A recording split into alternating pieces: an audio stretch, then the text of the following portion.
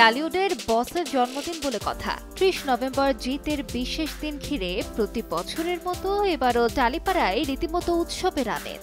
নায়ককে এক নজর দেখতে ভক্তদের ঢল নামে তার বাড়ির সামনে। কেউ ফুল হাতে, কেউ আবার কেক কেটে কিংবা বাজি ফুটিয়ে উদযাপন করেন প্রিয় অভিনেতার জন্মদিন। ঠিক সেই মুহূর্তেই বারান্দায় হাজির হয়ে ভক্তদের উদ্দেশ্যে হাত নাড়েন জিৎ।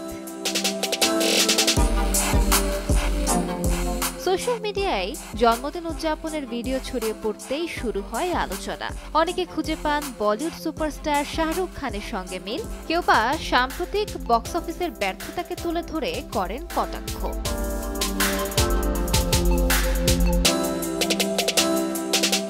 এদিকে সামনে মুক্তি পেতে যাচ্ছে জিৎ অভিনীত নতুন সিনেমা। কেউ বলে বিপ্লবী, কেউ বলে ডাকাত।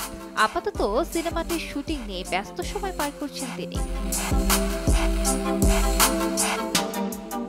২ দশকের বেশি সময় ধরে বাঙালির আবেগের কেন্দ্রে জায়গা করে নিয়েছেন জিৎ। জন্মদিনের এই উদযাপন যেন আবারও প্রমাণ করে টলিউডে বস এখনো তিনিই।